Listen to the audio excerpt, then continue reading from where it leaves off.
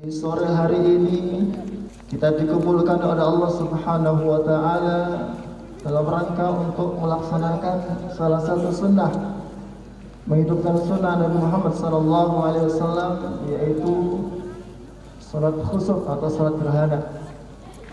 Hayya 'alas salat.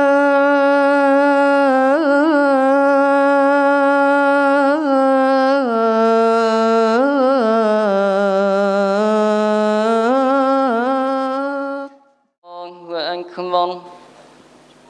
Bismillahirrahmanirrahim. Alhamdulillahi rabbil alamin. Ar-Rahmanir-Rahim. Maliki yaumiddin. Iyyaka na'budu wa iyyaka nasta'in. Ihdinas siratal mustaqim. Siratal ladzina an'amta 'alaihim ghairil maghdubi 'alaihim waladdallin.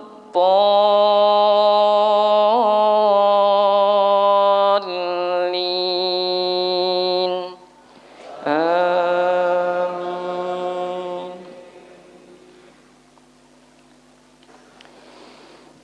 Lillahi ma fis samawati wa ma fil ardh.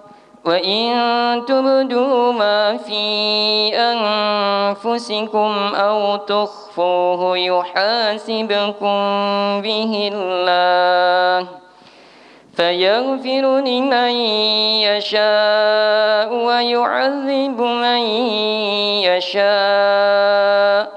Wallahu ala kulli syai'in qadir. آمن الرسول بما أنزل إليه من ربه والمؤمنون كل آمن بالله وملائكته وكتبه ورسله لا نفرق بين أحد من رسله وقالوا سمعنا وأطعنا غفرانك ربنا وإليك المصير. لا يكلف الله نفسا إلا وسعها لها ما كسبت وعليها ما اكتسبت. ربنا لا تؤاخذنا إن نسينا أو أخطأنا. ربنا ولا تحمل علينا إصرا كما حملته على الذين من قبلنا. ربنا ولا تحملنا ما لا طاقة لنا به. واعف عنا واغفر لنا وارحمنا أنت مولانا فانصرنا على القوم الكافرين. الله أكبر.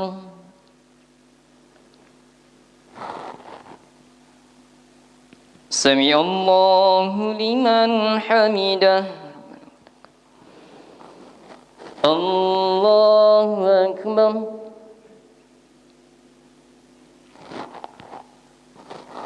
الله أكبر.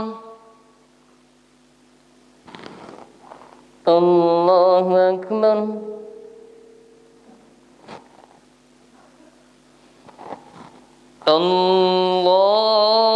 الله أكبر. بسم الله الرحمن الرحيم. الحمد لله رب العالمين. الرحمن الرحيم. مالك يوم الدين. إياك نعبد وإياك نستعين. اهدنا الصراط المستقيم. صراط الذين أنعمت عليهم غير المغضوب عليهم ولا الضالين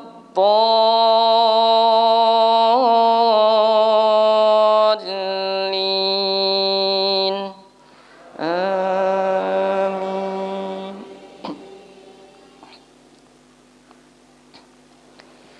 بسم الله الرحمن الرحيم قل يا أيها الكافرون لا أعبد ما تعبدون ولا أنتم عابدون ما أعبد ولا أنا عابد ما عبدتم ولا أنتم عابدون ما أعبد لكم دينكم ولي دين.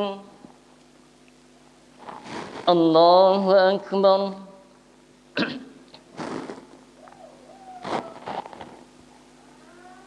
سمع الله لمن حمده. الله أكبر.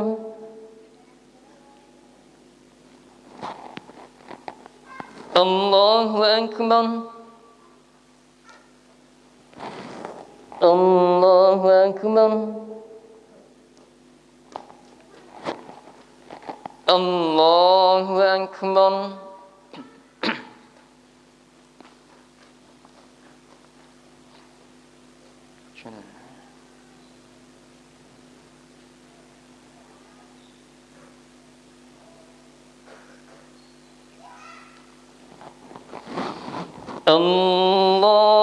الله أكبر.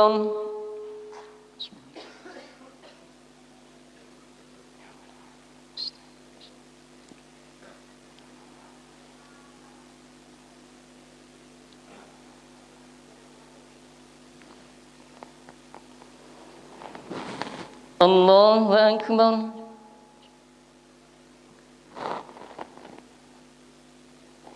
سمع الله لمن حمده.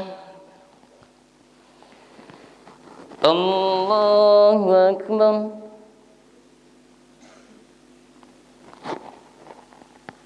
الله أكبر. الله أكبر.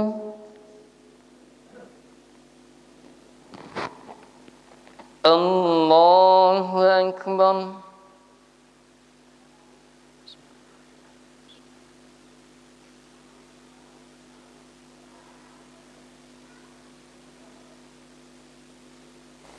السلام عليكم ورحمة الله. السلام عليكم ورحمة الله. هيا نذكر الله جماعة.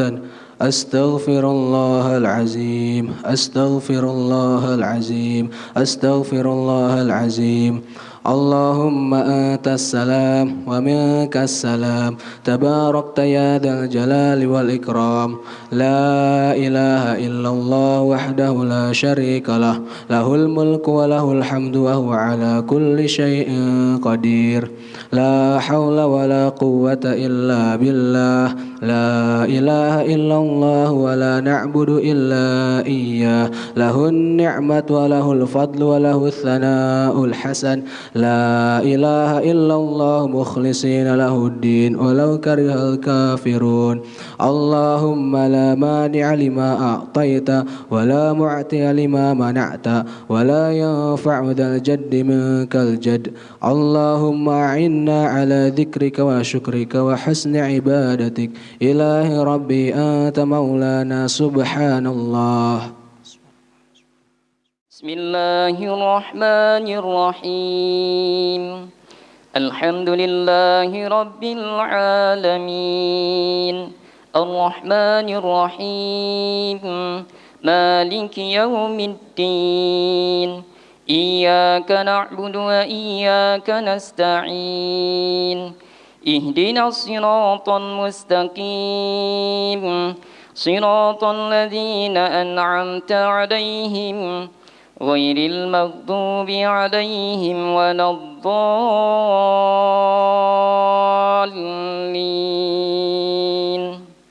آمين.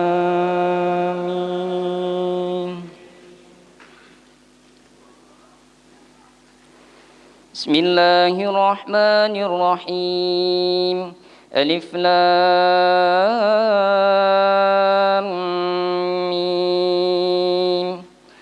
ذلك الكتاب لا ريب فيه هدى للمتقين الذين يؤمنون بالغيب ويقيمون الصلاة ومما رزقناهم ينفقون والذين يؤمنون بما أنزل إليك وما أنزل من قبلك وبالآخرة هم يوقنون أولئك على هدى من ربهم وأولئك هم المفلحون.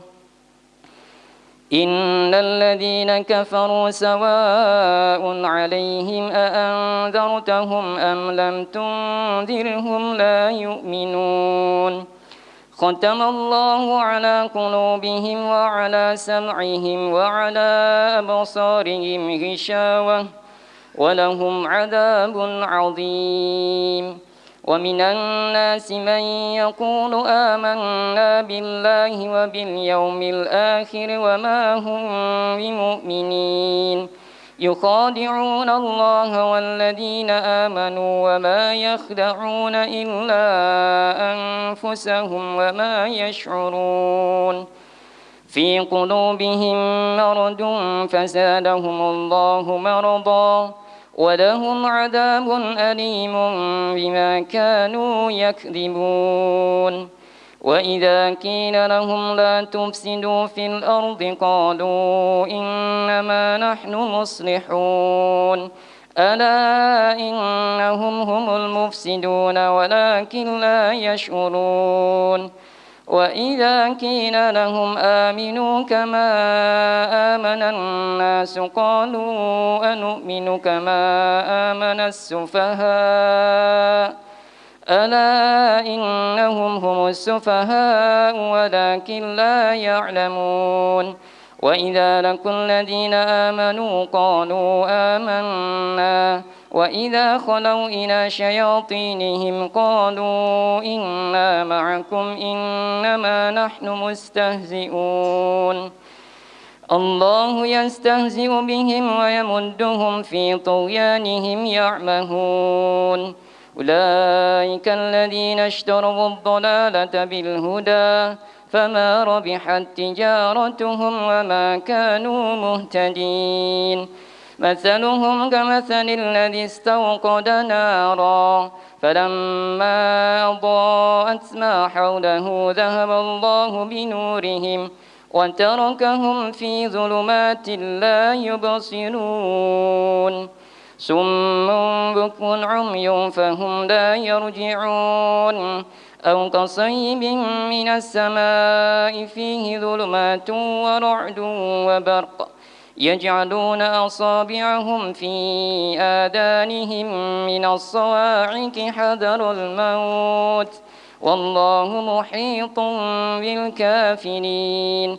يكاد البرق يخطف أبصارهم كلما أضاء لهم مشوا فيه وإذا أظلم عليهم قاموا ولو شاء الله لذهب بسمعهم وأبصارهم إن الله على كل شيء قدير.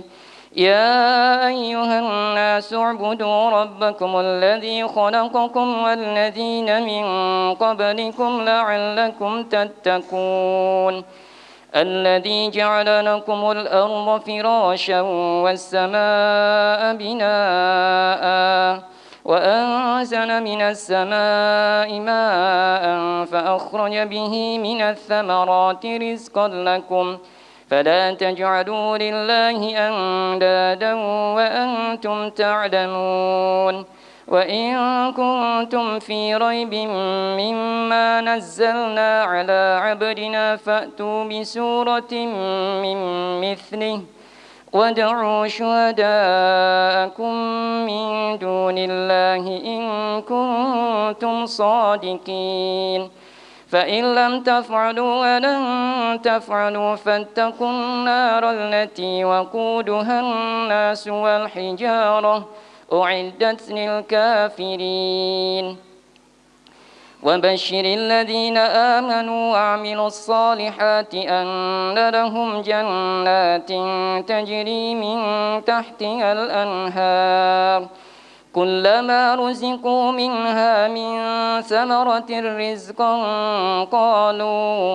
قالوا هذا الذي رزقنا من قبل وأتوا به متشابها ولهم فيها أزواج مطهرة وهم فيها خالدون إن الله لا يستحيي أن يضرب مثلا ما بعوضة فما فوقها فأما الذين آمنوا فيعلمون أنه الحق من ربهم وأما الذين كفروا فيقولون ماذا أراد الله بهذا مثلا يضل به كثيرا ويهدي به كثيرا وما يضل به إلا الفاسقين الذين ينقضون عهد الله من بعد ميثاقه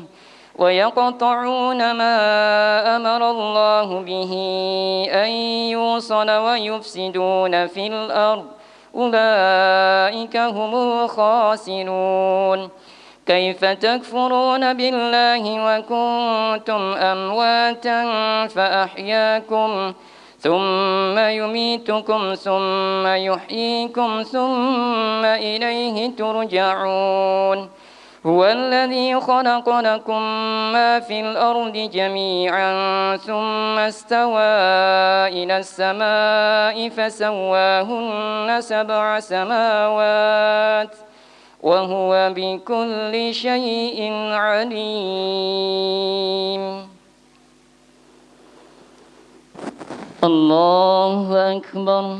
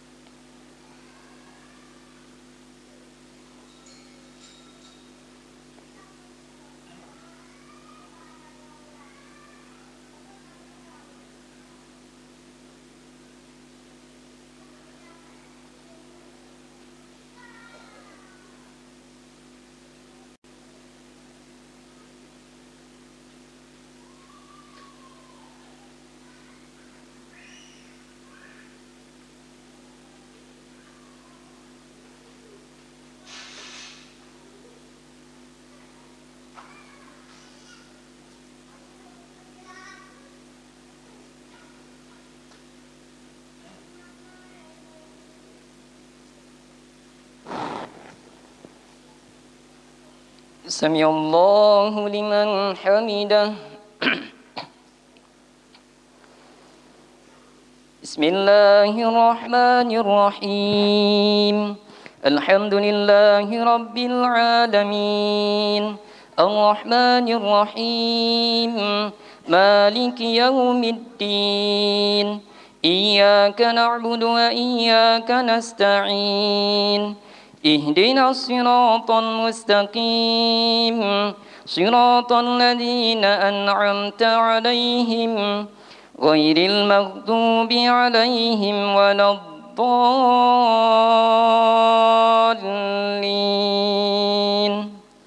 آمين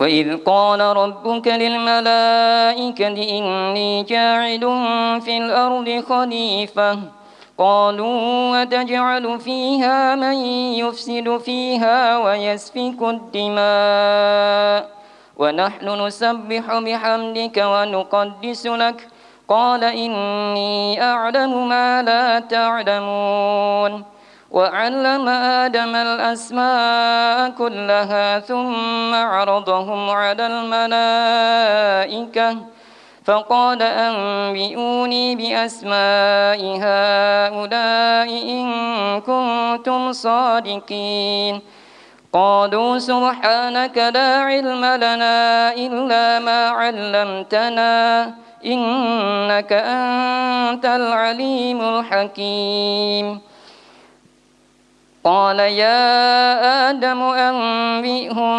بأسمائهم فلما أنبأهم بأسمائهم قال ألم أقل لكم إني أعلم غيب السماوات والأرض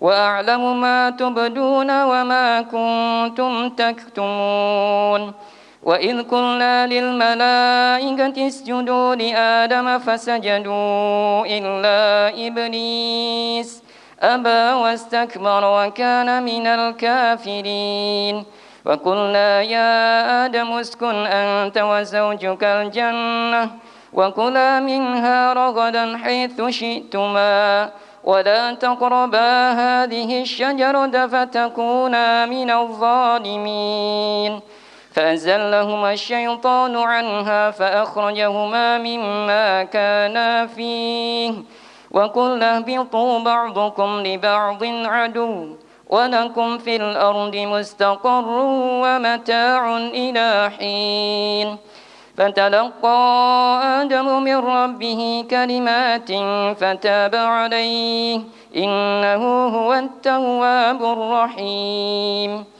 قل اهبطوا منها جميعا فإما يأتينكم مني هدى فمن تبع هداي فلا خوف عليهم ولا هم يحزنون والذين كفروا وكذبوا بآياتنا أولئك أصحاب النار هم فيها خالدون يا بني إسرائيل اذكروا نعمتي التي أنعمت عليكم وأوفوا بعهدي أوف بعهدكم وإياي فارهبون وآمنوا بما أنزلت مصدقا لما معكم ولا تكونوا أول كافر به ولا تشتروا بآياتي ثمنا قليلا وإياي فاتقون ولا تلبسوا الحق بالباطل وتكتموا الحق وأنتم تعلمون وأقيموا الصلاة وآتوا الزكاة واركعوا مع الراكعين أتأمرون الناس بالبر وتنسون أنفسكم وأنتم تتلون الكتاب أفلا تعقلون واستعينوا بالصبر والصلاة وإنها لكبيرة إلا على الخاشعين الذين يظنون أنهم ملاقو ربهم وأنهم إليه راجعون يا بني إسرائيل اذكروا نعمتي التي أنعمت عليكم وأني فضلتكم على العالمين واتقوا يوما لا تجزي نفس عن نفس شيئا ولا يقبل منها شفاعة ولا يؤخذ منها عدل ولا هم ينصرون وإذ نجيناكم من آل فرعون يسومونكم سوء العذاب يذبحون أبناءكم ويستحيون نساءكم وفي ذلكم بلاء من ربكم عظيم وإذ فرقنا بكم البحر فأنجيناكم وأغرقنا آل فرعون وأنتم تنظرون وإذ واعدنا موسى 40 ليلة ثم اتخذتم العجل من بعده وأنتم ظالمون ثم عفونا عنكم من بعد ذلك لعلكم تشكرون وإذ آتينا موسى الكتاب والفرقان لعلكم تهتدون وإذ قال موسى لقومه يا قوم إنكم ظلمتم أنفسكم باتخاذكم العجل فتوبوا إلى بارئكم فاقتلوا أنفسكم ذلكم خير لكم عند بارئكم فتاب عليكم إنه هو التواب الرحيم وإذ قلتم يا موسى لن نؤمن لك حتى نرى الله جهرة فأخذتكم الصاعقة وأنتم تنظرون ثم بعثناكم من بعد موتكم لعلكم تشكرون وظللنا عليكم الغمام وأنزلنا عليكم المن والسلوى كلوا من طيبات ما رزقناكم وما ظلمونا ولكن كانوا أنفسهم يظلمون الله أكبر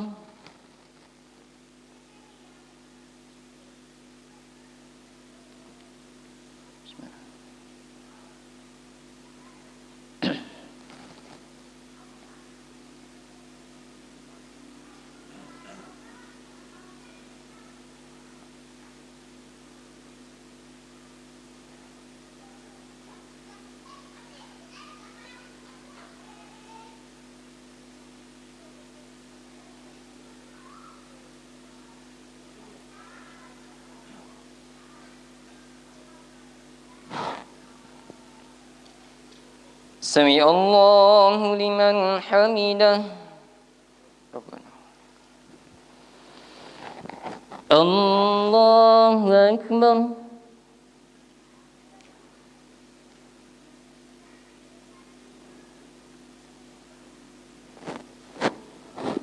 الله أكبر الله أكبر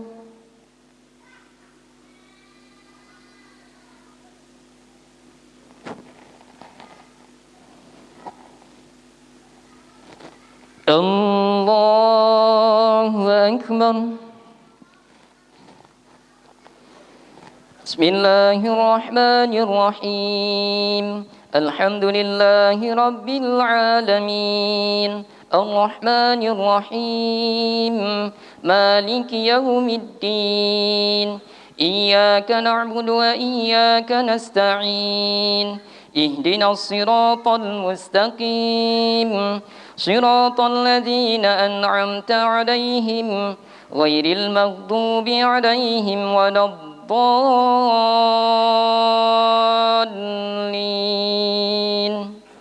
آمين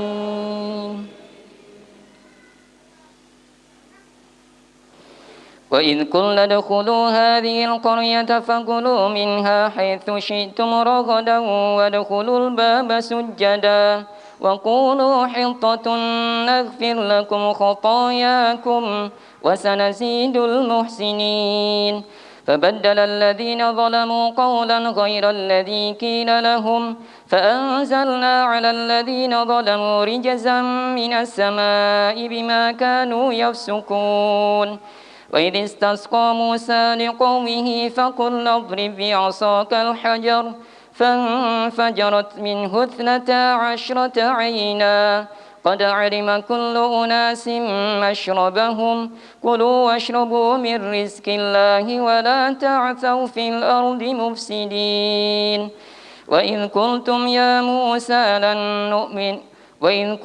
يا موسى لن نصبر على طعام واحد فادع لنا ربك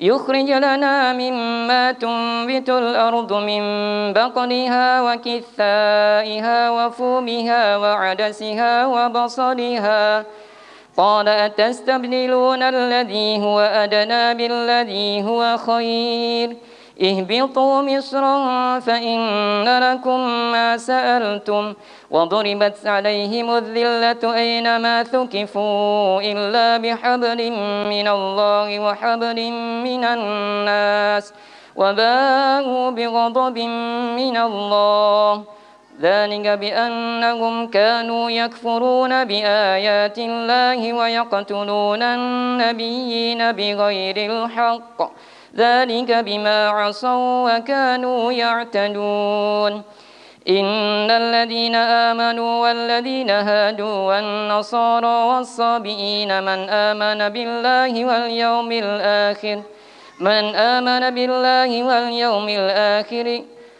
آمن بالله واليوم الآخر وعمل صالحا فلهم أجرهم عند ربهم ولا خوف عليهم ولا هم يحزنون وإذ أخذنا ميثاقكم ورفعنا فوقكم الطور خذوا ما آتيناكم بقوة واذكروا ما فيه لعلكم تتقون ثم توليتم من بعد ذلك فلولا فضل الله عليكم ورحمته لكنتم من الخاسرين ولقد علمتم الذين اعتدوا منكم في السبت فقلنا لهم كونوا قردة خاسئين فجعلناها نكالا لما بين يديها وما خلفها وموعظة للمتقين وإذ قال موسى لقومه إن الله يأمركم أن تذبحوا بقرة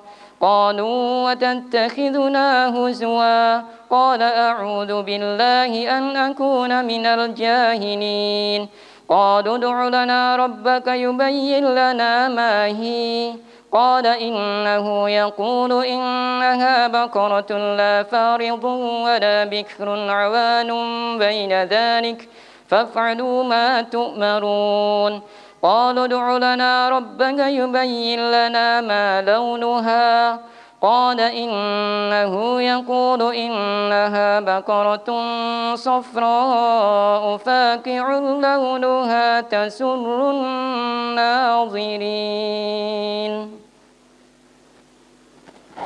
الله أكبر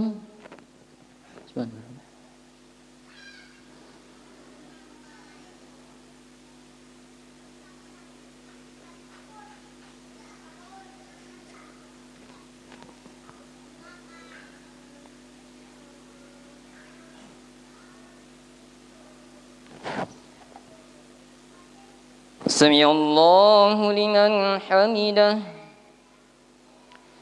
بسم الله الرحمن الرحيم الحمد لله رب العالمين الرحمن الرحيم مالك يوم الدين إياك نعبد وإياك نستعين اهدنا الصراط المستقيم صراط الذين أنعمت عليهم غير المغضوب عليهم ولا الضالين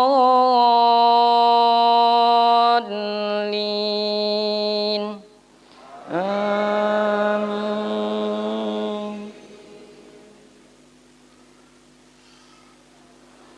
قالوا ادع لنا ربك يبين لنا ما هي إن البقرة شابه علينا وإنا إن شاء الله لمهتدون قال إنه يقول إنها بقرة لا ذلول تثير الأرض ولا تسقي الحرث مسلمة لا شية فيها قالوا الآن جئت بالحق فذبحوها وما كادوا يفعلون وإذ قتلتم نفسا فادارأتم فيها والله مخرج ما كنتم تكتمون فقلنا اضربوه ببعضها كذلك يحيي الله الموتى ويريكم آياته لعلكم تعقلون ثم قست قلوبكم من بعد ذلك فهي كالحجارة أو أشد قسوة وإن من الحجارة لما يتفجر منه الأنهار وإن منها لما يشقق فيخرج منه الماء وإن منها لما يهبط من خشية الله وما الله بغافل عما تعملون أفتطمعون أن يؤمنوا لكم وقد كان فريق منهم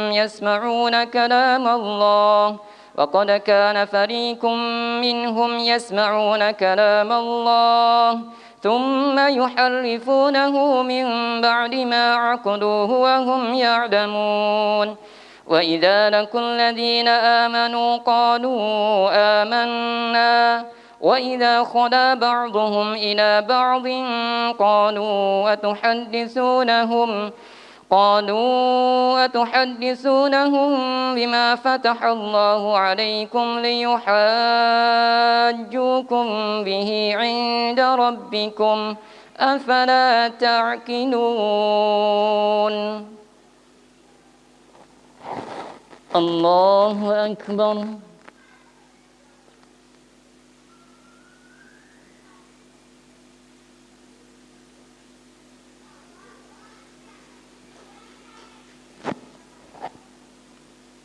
سمع الله لمن حمده الله أكبر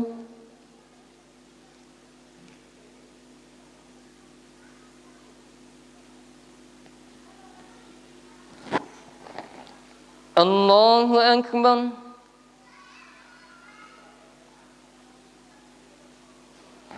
الله أكبر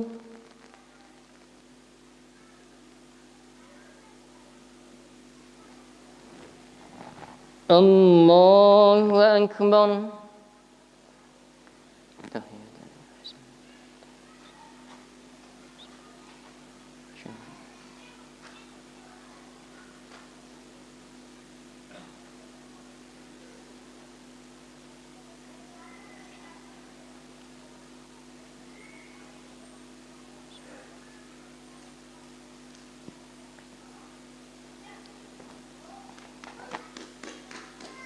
السلام عليكم ورحمة الله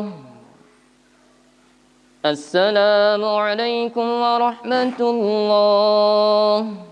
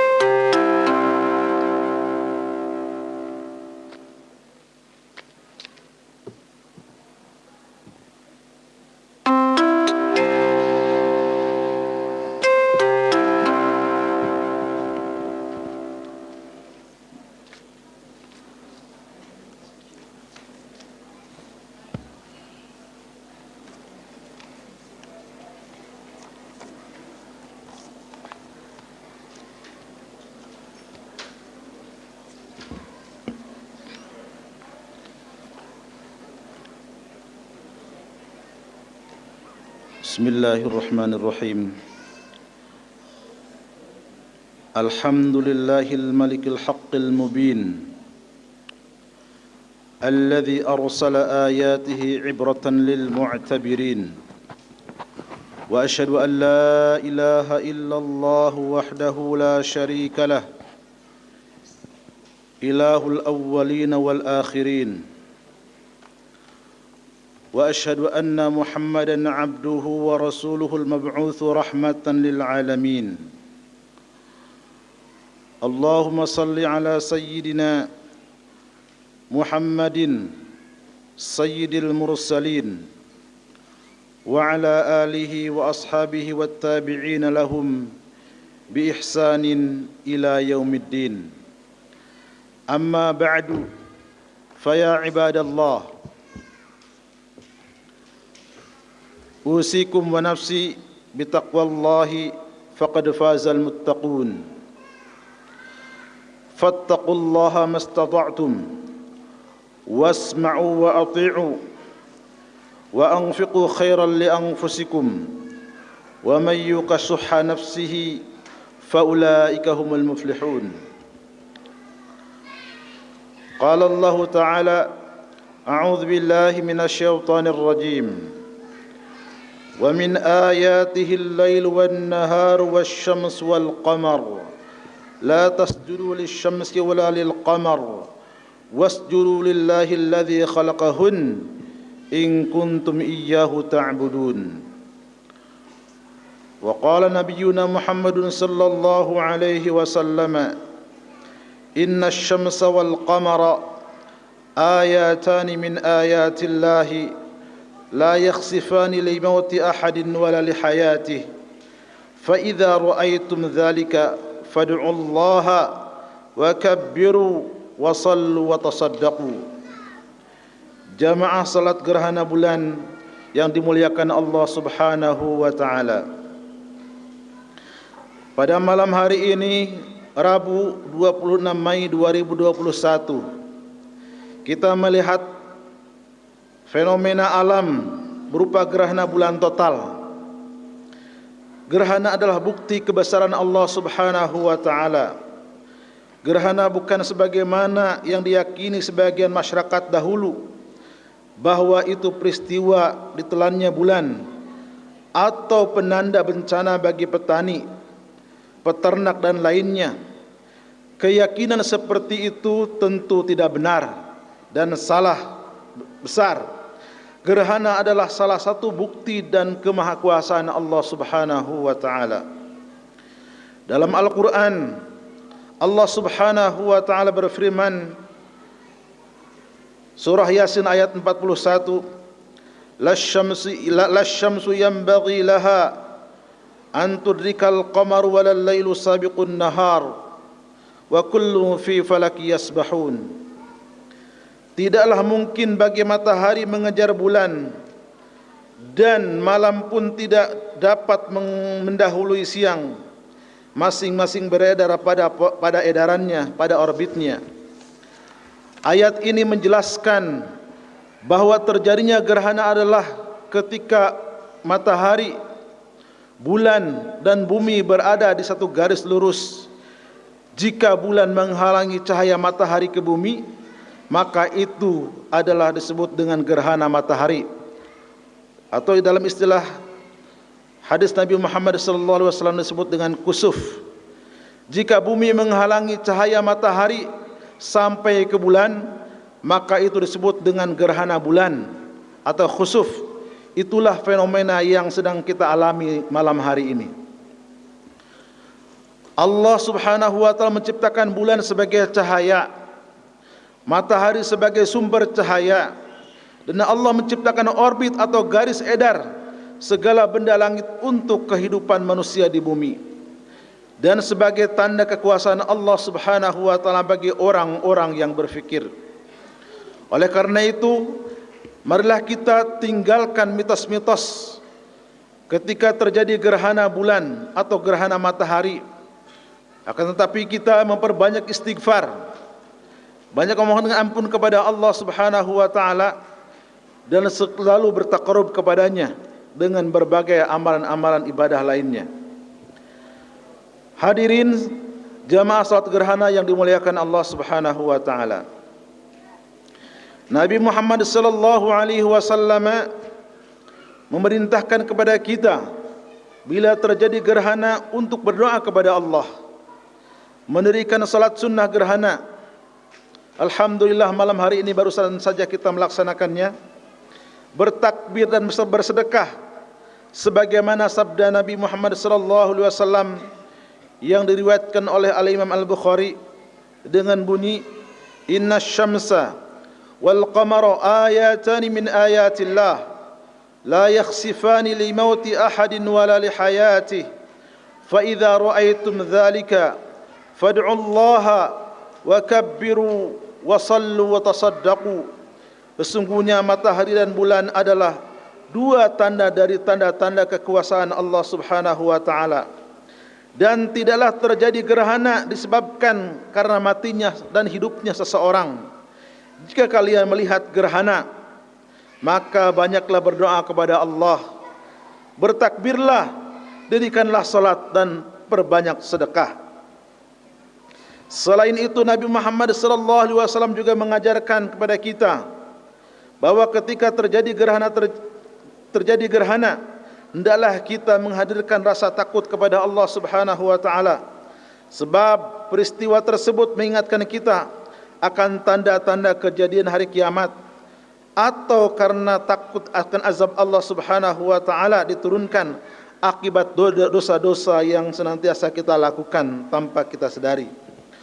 Allah Subhanahu wa taala berfirman, "Qul ara'aytum in ja'ala Allahu 'alaikumul laila sarmadan ila yaumil qiyamah man ilahun ghairullahi ya'tikum bidhiya afala tasma'un." Katakan wahai Muhammad, tahukah kalian sekiranya Allah menjadikan buat kalian malam yang gelap terus menerus sampai hari kiamat, siapakah Tuhan selain Allah yang mampu mendatangkan cahaya buat kalian? Maka apa kalian tidak mau mendengarkan? Allah Subhanahu wa taala yang Maha Kuasa bisa saja melenyapkan dan menghilangkan cahaya di siang hari dan menjadikan seluruh waktu kehidupan di dunia ini gelap gulita. Betapa lemahnya kehidupan manusia, betapa lemahnya kekuatan manusia di hadapan Allah Subhanahu wa taala. Manusia pada dasarnya hanya mampu berharap akan ridha Allah Subhanahu wa taala agar kehidupan ini berjalan normal, supaya manusia dapat beraktivitas menyesuaikan situasi dan suasana. Hanya saja seringkali manusia yang sungguhnya lemah dan tidak berdaya, tapi menjalani hidup dengan pongah, dengan penuh kesombongan. Manusia banyak menghabiskan waktu untuk senda gurau, seolah menganggap remeh-temeh akan nikmat Allah Subhanahu wa taala yang diberikan kepada mereka, dan terlena dengan kenikmatan duniawi yang fana ini. Hadirin sedang salat gerhana yang dimuliakan Allah Subhanahu wa taala. Peristiwa gerhana bulan semestinya menyadarkan kita akan kebesaran Allah Subhanahu wa taala, meningkatkan kedekatan kita kepadanya, membesarkan hati kita untuk ikhlas menolong sesama, serta menjaga kita untuk selalu ramah terhadap alam semesta, terhadap alam sekitar kita, memperbanyak permohonan ampun, taubat untuk kembali kepada Allah Subhanahu wa taala. Semoga Allah Subhanahu wa taala memudahkan semua urusan kita untuk meningkatkan ibadah kepadanya dan memikirkan segala keindahan ciptaannya, sebagaimana Allah Subhanahu wa taala berfirman dalam surah Al-Imran ayat 190 sampai 191, "Inna fi khalqis samawati wal ardi wa ikhtilafil laili wan nahar la ayatin liulil albab alladzina yadhkuruna Allaha qiyaman wa qu'udan wa 'ala junubihim wa yatafakkaruna fi khalqis samawati wal ardi Rabbana ma khalaqta hadza batila subhanaka faqina 'adzaban nar." Sungguhnya dalam penciptaan langit dan bumi dan silih bergantinya malam dan siang terdapat tanda-tanda bagi orang-orang yang berakal, yaitu orang-orang yang mengingat Allah sambil berdiri atau duduk atau dalam keadaan berbaring, dan mereka memikirkan tentang penciptaan langit dan bumi seraya berkata, "Ya Tuhan kami, tiadalah Engkau menciptakan ini dengan sia-sia. Maha suci Engkau ya Allah, maka peliharalah kami dari siksa neraka." Hadirin sedang salat gerhana yang dimuliakan Allah Subhanahu wa taala.